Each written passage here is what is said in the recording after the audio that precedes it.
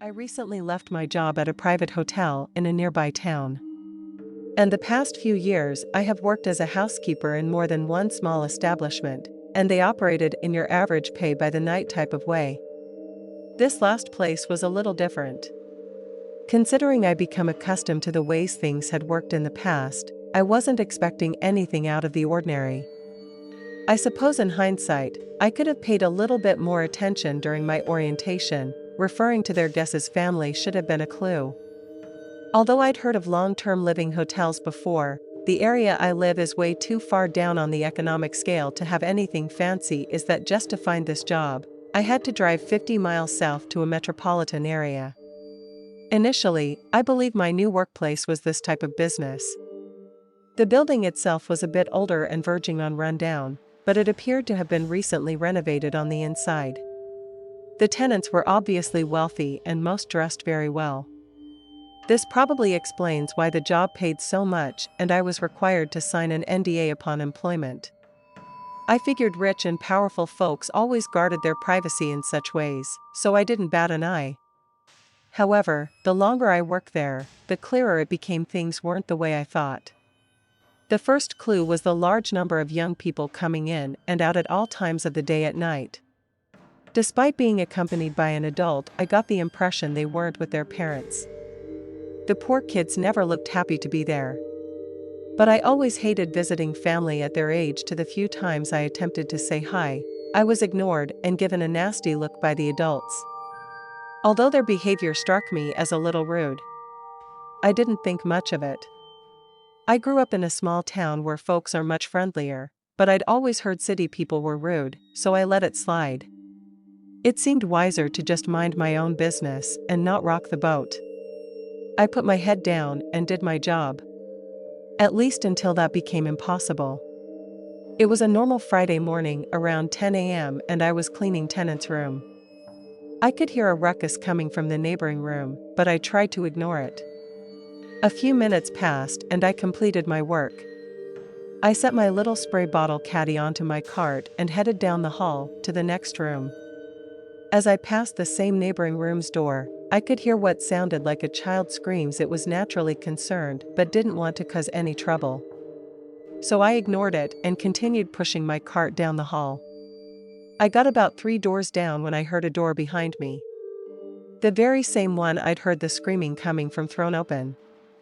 I turned around to see what was happening and saw a nude boy, maybe 12, running toward me and screaming for help. It took a moment to process before I realized what I was seeing. The poor little child ran into my arms, begging me to save him. And I reacted like any decent woman would and did my best to comfort him. Not 30 seconds after, a middle-aged gentleman came down the hall in a calm and smug manner. He approached us and tried to take the boy by his shoulder. I wasn't having it. My days of ignoring the strange things around me were over. Before he could get a good grip, I pulled the child away and asked him what was going on.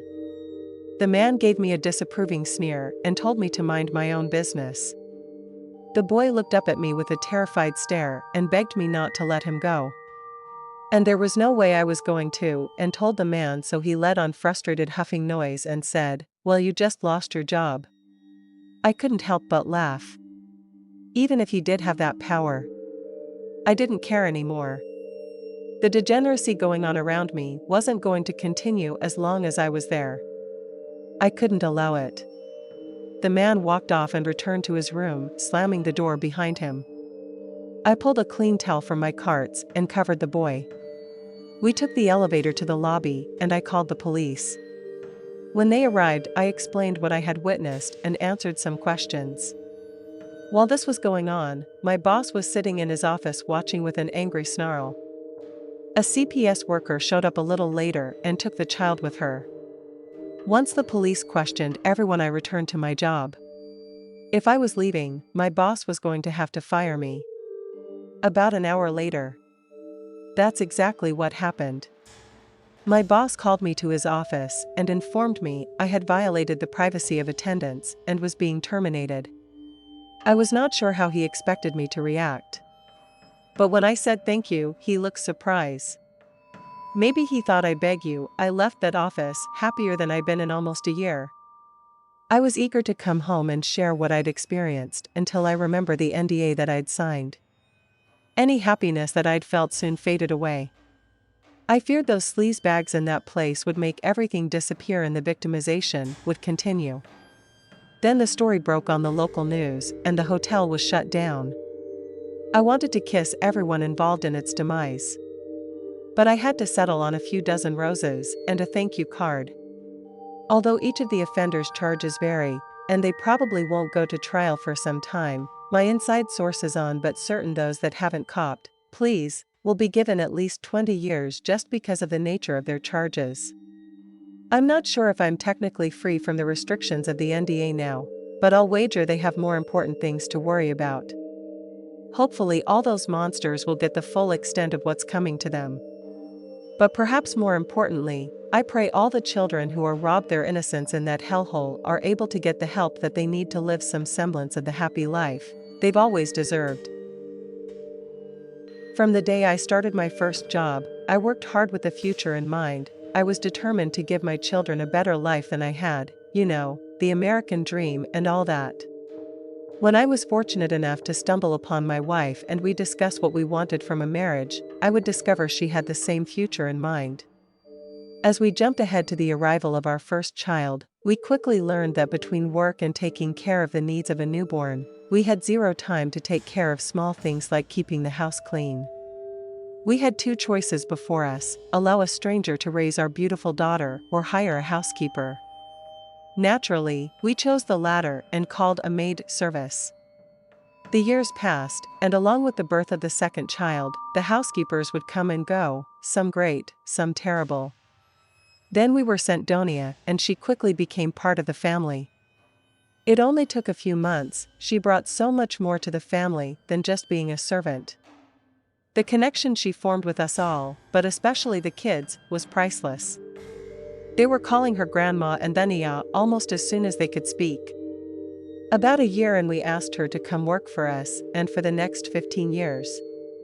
She spent 5 days a week making our lives a bit less hectic. That's why her murder would hit us all so hard. This all goes back to 1993. A time before she had come into our lives. Donia met a man named Joe, and they had a son named Antonio. Their marriage wouldn't survive this century, but she along with Antonio would carry on as well as she could, sometimes working 3 jobs just to put food on the table. When she began working for us, Tony, as we called him, was still young. On the occasional days she was unable to find a sitter, we were more than happy for her to bring him along. He and the kids would play for hours, giving her the time to work unhindered. Unfortunately, as Tony grew older, he began getting in trouble with the law and banging heads with his mother. Tony was still coming along with Donia every now and then. But his attitude towards us had gradually soured, and we learned to keep our distance. Our lives would be changed forever. On a rainy February morning in 2015, I was the last out of the house for a change, and I had left Donia to do her thing. According to later testimony, Tony had arrived about an hour after I left. He was there to ask his mother for a loan, but she refused.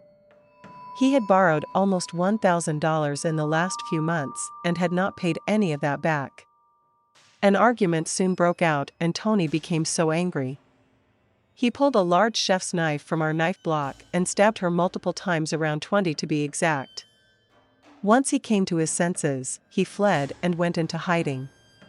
Perhaps the most horrible part of the attack was that Donia had not died instantly, would instead probably lived another 10 minutes left to slowly bleed out on our kitchen floor. Thankfully, it wasn't the kids who discovered her body. Instead, Molina, my wife, came home for lunch and found her. The paramedics were called, but that was just a formality at that point. Tony became the prime suspect almost immediately, and the police worked day and night to track them down. We were left to mourn her loss, a process I myself am still going through. I come to seeing Donia as a second mother, and her death hit me like a truck. Tony was found eventually and given life without parole. Short of death. It's a sentence I'm happy with, but no matter the time he's given, we're never going to get grandma on your back. Life at home was never the same after Danny's death, and once her daughter moved off to college, Melina and I began looking for a new home. For the both of us, no matter where we looked, everything was a reminder of her death. Our one-time dream home had become a nightmare, a constant reminder of the young man's selfishness. When we finally found a buyer for the house, we took up residence in a 2-bedroom condo on the beach. Life continued to drag on for a few more years.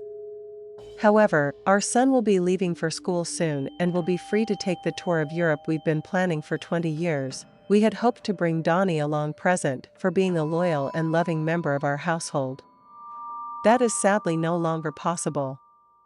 Although she may not be able to join us in the flesh, I have no doubt she'll be there in spirit, looking down and guiding us just as she had all these years, sharing her love and making our family content and complete. Well, I wouldn't normally disclose my shortcomings. What happened to me on a business trip to Phoenix needs to be told. In the spring of 2007, I was sent as a representative of our company to Arizona. A convention of sorts, more like a large get-together, was being held. The company I worked for provided inks, specialty stationery, assorted other stuff for smaller bookstores across the country. It wasn't my dream job, but the bills got paid and I was able to afford the first new car I'd ever owned. My flight landed late on a Friday and I spent the remainder of the evening in my room. I had a few beers and ordered to pizza, finally crashing around midnight. I rose with the sun and headed out just after 8 a.m. It wasn't until 11:30 a.m. when I stopped by a coffee that I realized that I left my cash on the bedside table. I'd thrown it down after paying for my pizza and forgot about it. I'm one of those people that can't stomach putting $650 on a credit card. Besides, my room was only 3 floors up. I knew it would only take a second. So I ducked out and headed upstairs. When I arrived at my door, the maid must have just left my room. Her cart was sitting outside my neighbor's door and the towels that I had left on the bathroom floor were gone, having been replaced with fresh ones. Also, the trash was empty and my bed had been made. Strangely, there was no sign of my money anywhere. Maybe I knocked it under the bed or something. I looked under every piece of furniture, even in the trash can, but it was nowhere to be found. The idea that the maid may have mistaken it for a tip crossed my mind. I went into the hall and found her where she was doing something with her cart. Speaking in a voice as kindly as I could muster, I asked if she had seen any money on my bedside table. I could tell she was unsure of what I was asking and restated my question in Spanish. A slight look of guilt flashed across her face. I thought my suspicions may have been proven correct and she had mistakenly believed that was for her. I felt bad and quickly followed up by saying that I was sorry for creating any misunderstanding. I usually left the maid's tip when I checked out along with a little thank you note. I then explained I left it there by mistake and needed the back. Because I felt so guilty, I apologized again. However, instead of laughing it off and apologizing like usual in an awkward situation, such as that, she got a disgusted look and cursed me for accusing her of stealing. I knew darn well that she understood me. What she didn't realize was when I mentioned the money, she had touched the pocket on her apron. Most people have some form of talent, their body language. I had been playing poker since I was a little boy with my father, and he taught me how to recognize them. Nevertheless, I tried one more time to defuse the tension and explained that I wasn't accusing her of taking it on purpose. I thought maybe she was embarrassed and this caused her to lash out. You don't have to be embarrassed. I'm not going to tell anyone. I ended with a slight chuckle. It did no good and she began yelling again, thrusting her hands in and out of her pockets. I'd had enough. She'd been given more than one chance to save face and get away without raising my suspicions. Her overreaction to my questions betrayed her guilt to me. I calmly said, "If that's the way you want to play this," and headed toward the front desk. I asked to speak with the manager and was invited into his office. As clearly as possible, I explained the situation and my interaction with the maid. We talked with another for the next 20 minutes or so, during which she asked me several questions. At the end of the meeting, he called the maid downstairs, and she joined us in his office. He informed her that I had made a complaint that she had stolen $46 of cash from my room. He then asked if she had, and she denied it. She began defending herself, talking about her loyal service to the hotel and its clients, the entire time fiddling with her apron pocket, all but confirming my suspicions right there. When she finally stopped, I told the manager that I knew exactly what the money looked like and could prove she had taken it. She turned to me and screwed her face up into a sneer and let out a half. Before I began, I let her know I derived no pleasure from what I was about to do. Then I began to scrubbing the bills to 20's one $5 bill, especially noteworthy because of the words, "Kilroy was here" written on it with a blue ink pen, and a $1 bill with a tear of spending a quarter of the way down the senator. I could tell by her expression she was beginning to get concerned. She kept quiet, avoiding any eye contact, just staring at her lap. I took a long breath before finishing my indictment. "Oh, and one more thing. Almost 100% positive my money is hidden in her apron." This must have caught her off guard. Her head shut up quickly with a shot look, only for her to bring it back down quickly when she realized what she'd done. The manager's gaze moved from me to her. Her eyes now fixed on her fumbling fingers. "Well, is Mr. Wallace correct?" She said nothing, acting as if he had never spoken. I sensed his patience was beginning to wear thin and shimmy. The words blasted from his mouth and even caused me to jump slightly. He must have gotten through to her. She jammed her hand into the apron pocket and threw the money at me. I calmly picked up the bills and thanked her. The hotel manager then asked me to return to the lobby while he spoke to her alone.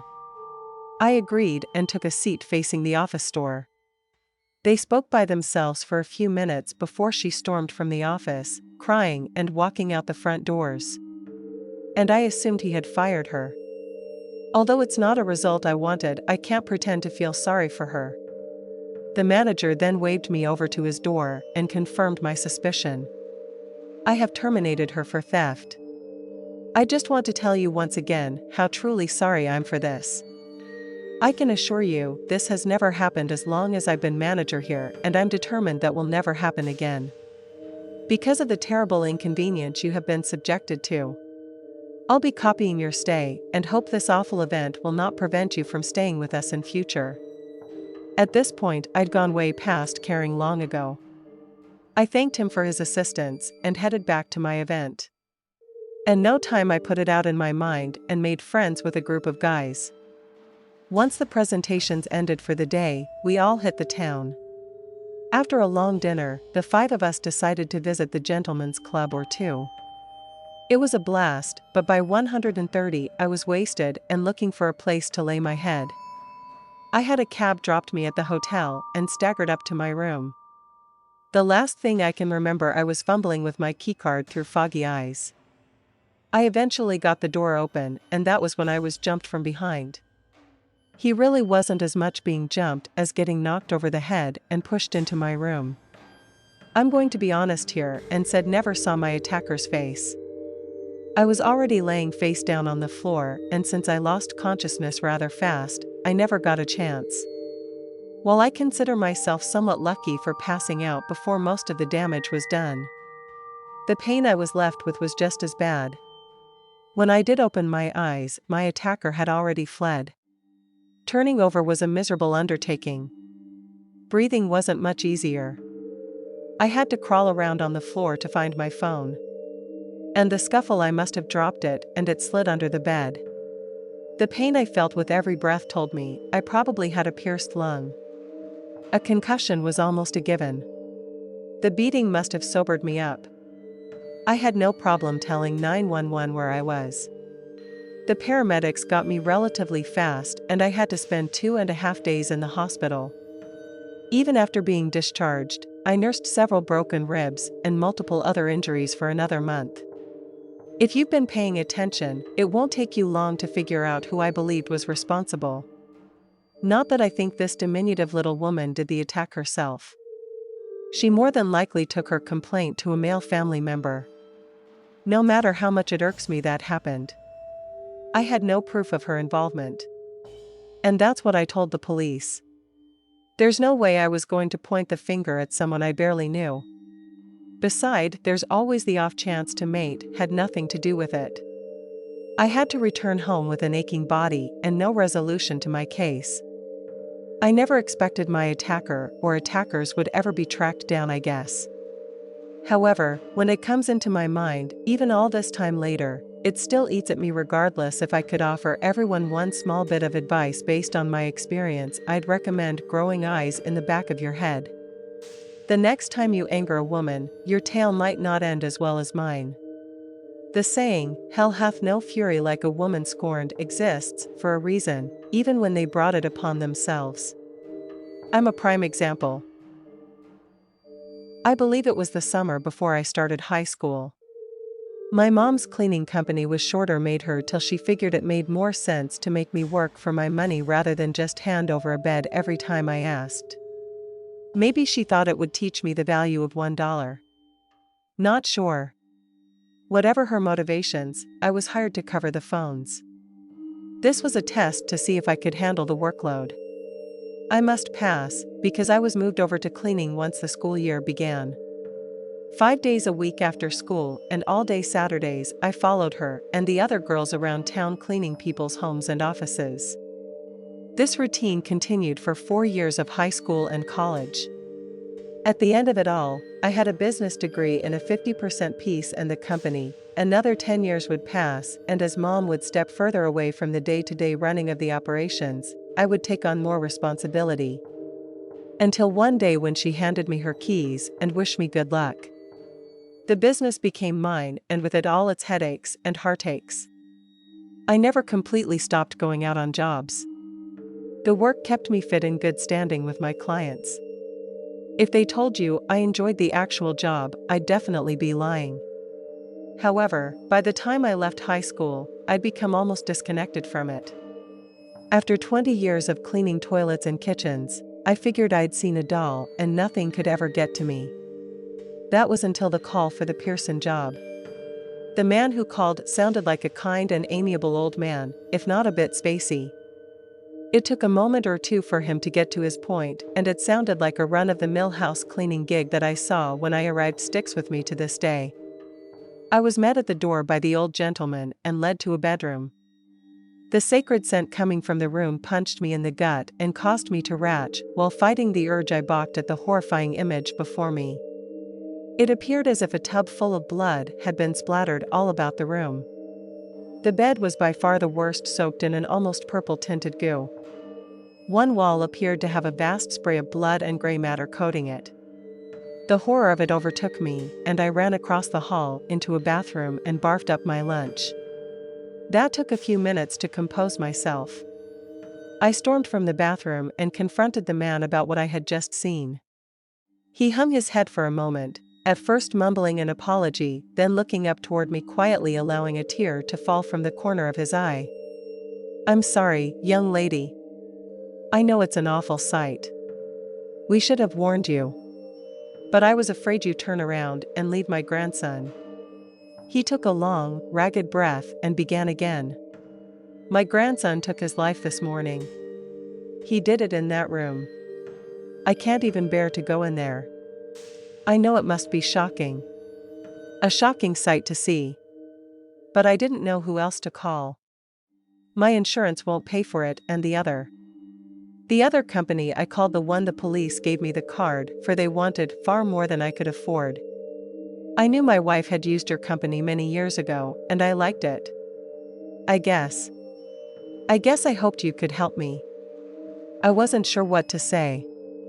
I felt horrible for this poor man.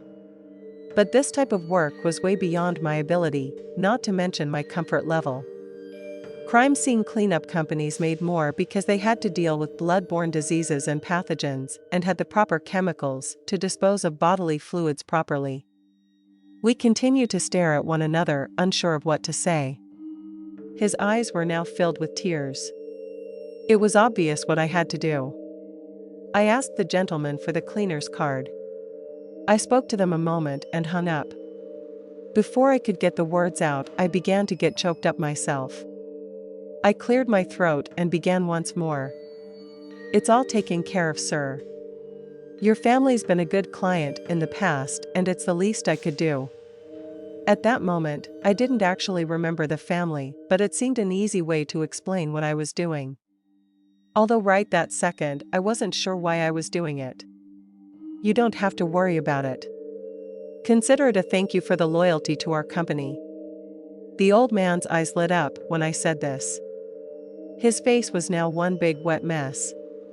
I don't know how to thank you, young lady. I didn't think they were cotton people like yourself around anymore. He launched upon me and wrapped me in a massive arms. I did the same, and we stood there for the next minutes, locked in our mournful embrace. In an instant, we released one another, and I bade him goodbye. The story began in 2006. As a family, we'd been well off for several years because of my wife's flourishing vet practice. Up until 1999, I'd been in corporate headhunting. I never enjoyed the work and had harbored a dream of going into business for myself. In October, I got the okay from my wife and started taking in jobs. Had been doing work on my off time until then, had converted the spare room into my workshop. Since I was the one at home all day, I was put in charge of replacing our housekeeper. I set up a series of week-long interviews and was beginning to lose hope. Then, after lunch on a Thursday, Sylvia arrived. I'll admit she stole my heart from the beginning. Her big brown doe-like eyes and innocent bearing blinded me to her lack of experience. In hindsight, I believe she caught on to this and got flirty with me to get the job. I hired her on the spot. The next 12 hours was agonizing. I couldn't think of anything other than her, and I had a sick feeling in the pit of my stomach the entire time. Despite my obvious adoration for Sylvia, I had zero intent on sleeping with her. I love my wife more than life itself, and I couldn't imagine doing anything to hurt her. That's the way it would remain for a long time. Regardless of my intentions, I would eventually give in to my desires. She had continued with her flirting, something at first I saw as harmless. However, as the months passed, it became more brazen, and I began fantasizing about her. Although I harbored an enormous amount of guilt, the fantasies continued until I finally acted upon them. We found ourselves face to face in the hallway. It only snowballed from there. Afterwards, I was left with nothing but guilt. I couldn't look my wife in the face. When we spoke, I felt like I was laughing silently at her, and any attempts to act as if it never happened were thwarted by Sylvia. In her mind, we were now lovers. My attraction to her never waned, but our infidelity had made her designs clear to me. On one hand, I burned constantly with lust for her. But at the same time, mine and her actions made me sick to my stomach. When I informed her would never happen again, she took the news poorly. At the same time, I got the impression she doubted my resolve. It didn't matter. I burned myself back into my work and did my best to avoid her. This worked out for the most part, but as time went by, I became mired deeper in guilt. I couldn't focus. Nothing took my mind from the wrong I'd perpetrated upon my wife. It all came to head one evening before dinner. My wife was especially happy. Her joyful ignorance was eating a hole in me. I no longer cared what became of our marriage and fully expected to be thrown out on my tail. The truth spewed from my mouth, like some form of verbal diarrhea. I couldn't look her in the face for a long time. And I did. I was shocked to see a smile on her face was confused me, and my expression must have shown it. She chuckled, then explained how she had all but expected that to happen. She wasn't happy it had, but knew me well enough to know I'd be consumed with guilt if I did it. We continued to talk for hours. By the time the next day dawned, our marriage had become strengthened, stronger than had been in years. Now we only had one thing left to do. And Sylvia arrived at 8 a.m. We sat her down and explained the situation. We were going to have to let her go. The health of our relationship relied on it. She tried being smug for herself. A short mask eventually slipped, and she unloaded on the both of us. I had apparently led her on, tricked her into bed. My wife was also a deceitful cow. Neither of us lashed back at her. She was young, and after all, we'd kind of ambushed her. She finally stormed out of the house of the last of her pay, and we assumed we'd never hear from her again. The wife, and I will call her Eve, began her new life together. Part of what had caused us to grow apart were Eve's long hours at work. She decided to bring in another vet to help out her, and I got to spend a lot more time together. For the first time in years, we tried to learn about one another's streams and interests. I discovered Eve had long loved foreign films. We spent our evenings watching old Italian and Japanese ones, namely those by Kurosawa. Most of what I saw blew my mind. I told her about my fascination with photography. I could tell her enthusiasm for the subject was lacking. But regardless of this, she would assist me in the dark room developing my photos late into the night. I guess I should have expected something would get in the way of our fun. The phone calls started. I answered them in the beginning. Sylvia came across as repentant initially. She apologized for the way she'd acted and asked if we could be friends. It didn't sound like a good idea. And I said, so. We left at that and I hung up. Things went downhill quickly after that. When Eve was the one who picked up the phone, she'd hang up. The last call, I answered. Sylvia trying to get me to come over, threatening to end her own life. If I didn't. I had no time for drama. I hung up and hoped she would eventually lose interest. It wasn't to be. The voice messages began and were shocking in their strangeness. One day she will be saying she was sorry for her behavior. The next she'd call repeatedly cursing us, only to beg for her job back the next. For the most part, we didn't take anything she said seriously. Then she went too far and began threatening my family. I know when your daughter goes to school. Even if she was full of it, I couldn't take the chance. She had shown over the past months how unstable she was becoming. Even I immediately made drastic changes to our lifestyles, and the pattern we'd had in the past was stopped. Perhaps the most important alteration was to her daughter's school. That may not have been the best time to do so. But her safety was my greatest concern. After having gone through all these safety measures, the phone call stopped. A month or more passed, and we began to believe the danger was over. All this activity just happened to coincide with the winter holidays. We celebrated Thanksgiving with my folks returning home the following day. Eve's parents flew in that Saturday and agreed to look after our daughter so we could shop for her Christmas presents. As usual, everything she wanted was impossible to find. We spent most of that day going from store to store. The sun was already beginning to set when we were headed home. I was the one doing the driving. We were about 5 miles from the house when I noticed the familiar-looking hatchback following close behind us. No sooner did I see it. The car began ramming the back of ours. Eve, who had been sleeping in the passenger seat, jolted awake. The car rammed us once more before pulling alongside us. I was horrified to see it was Sylvia driving the car. A wild, crazy look crossed her face and she was screaming. Although I couldn't hear her words. The way she bared her teeth and spit made me shudder with fear. The ramming would continue, only now it was Eve's door taking the brunt of the damage. I did all I could to not lose control.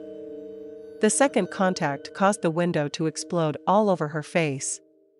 The shards left tiny cuts on her cheek.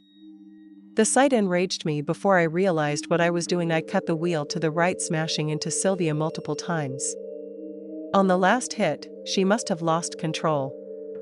The car veered off the shoulder, suddenly disappearing from the roadway into a deep creek. Eve and I turned to each other, meeting eye to eye but saying nothing. Then just as quickly, our eyes broke away and focused back on the road ahead. No one spoke for the remainder of the journey, and neither of us mentioned what had occurred to Eve's parents. We managed to avoid the subject until well after the new year. Now, with her parents no longer in the house, He felt it was time to discuss the crash. I was afraid she would want to go to the police, but we turned out to be of the same mind. Good riddance as far as I'm concerned.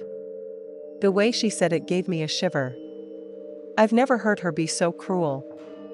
I didn't blame her exactly. But I fear the experience that made her bitter. I wasn't about to argue. There was no love in my heart for Sylvia. She could stay at the bottom of that ravine until the end of time as far as I was concerned. We consider the matter closed and trying to start our lives over one last time. And that's the way it stayed. At least until the dream started. I didn't need a shrink to tell me what was causing them. Eve had always known it might call functions, rarely lets me be. The past year has been one nightmare after another as the real reason why I'm here. Hiding from her wasn't a possibility, and she doesn't seem to be the same considerate person she once was. She no longer seems to understand why I have to do this. More than once she told me to let it go. I love nothing more than be able to. And I hope that by sharing the story, even from behind in an anonymous account, I can relieve myself of this burden once and for all. Maybe then, we can finally have the happy family I've always dreamed of.